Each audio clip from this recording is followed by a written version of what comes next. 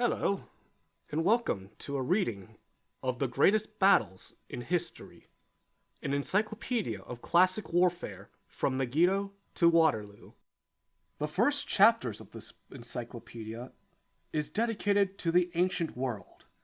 The determining characteristic in most battles of the ancient world was the heavy reliance on infantry.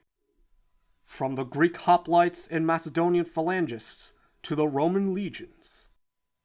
Greek infantrymen fought with a spear, the Romans with a javelin and sword, which made them, ultimately, the more formidable adversary once the formations broke up into close-knit, hand-to-hand fighting. Yet warfare took other forms. The Canaanites were the early masters of chariot technology, but the Egyptians used them to better effect at Megiddo.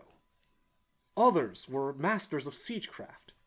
The Assyrians seem to have deployed siege towers and rams at Damascus and Lachish in the 8th century BC, long before anyone else.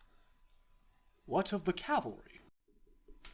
In fact, a steadfast, well-trained group of infantrymen in the pre-stirrup age could hold their own against a cavalry charge, although the elite companion cavalry were vital to Alexander the Great's victories over the Persians at Granicus River and Issus. Psychological warfare had a role too, such as the elephants deployed by, among others, Darius at Gaugamela and Hannibal at Trebia. Let us begin with Megiddo, 1457 BC. Megiddo is the first battle to have been recorded in a methodical manner. It is noteworthy for the extreme risks taken by the Egyptian commander in making his approach march. The gamble paid off, and it resulted in a complete victory for the Egyptian army and its disciplined chariot force.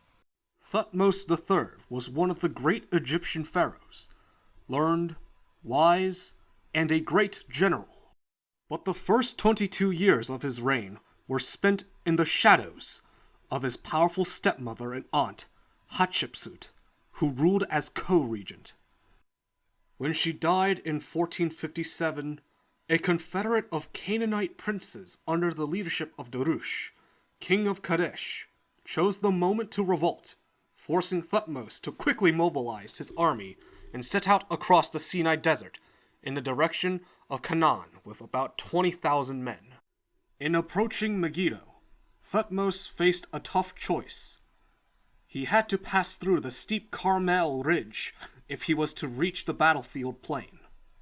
There were 3 passes through the ridge, of which 2, the northerly and southerly passes, offered slow but relatively safe approaches. The central route, the Aruna Pass, was more direct, but it was so narrow in parts that men would have to go in single file, with chariots manhandled over obstacles.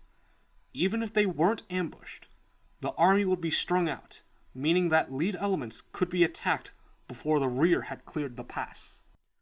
Ignoring the counsel of his subordinate officers, Thutmose chose the Aruna Pass. It was a gamble, but it paid off. It took 12 hours to move the whole army through, but Darush of Kadesh had predicted that Thutmose would take the southerly route, and when the Egyptians unexpectedly emerged on the plain on their flank, there was alarm in the Canaanite camp. Added to the fact that the Egyptians were able to occupy the higher ground, the Canaanite army was not as well organized as their opponents, whose massed ranks of infantry and archers formed combined divisions. The main strength of the Egyptian army, though, was its chariot corps, long before the invention of the stirrup, which would make the cavalry a battle-winning weapon. Whereas the chariot had been invented in Canaan, it was the Egyptians who most skillfully employed them at Megiddo, as vehicles for fast-firing mobile archers to spread terror among the enemy ranks.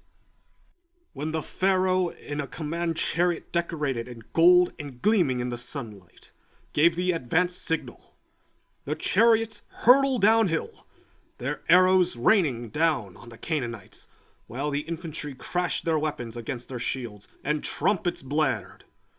It was an alarming sight, and the disorder turned to demoralization, and then quickly to a rout.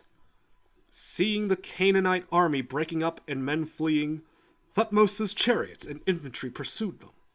But a large segment of Darush's army had reached the city of Megiddo. While the high walls made access difficult, and many men were massacred beneath the fortifications, others did get inside, including Darush, hauled up on ropes made of clothing. The Egyptians now laid siege to the city, and after 7 months, Thutmose finally took its surrender. Mercifully, he spared it the custom of putting the defenders of a city to the sword when it fell, and was rewarded with oaths of loyalty from the former rebels. Darush of Kadesh did manage to escape, but the revolt had been put down, and Egyptian governors installed in the region. Thutmose could return to Egypt and take up the reins of power that had been denied him by his stepmother for so long. Thank you, dear viewers, for joining me on this episode's reading of the greatest battles in history. Farewell until next time.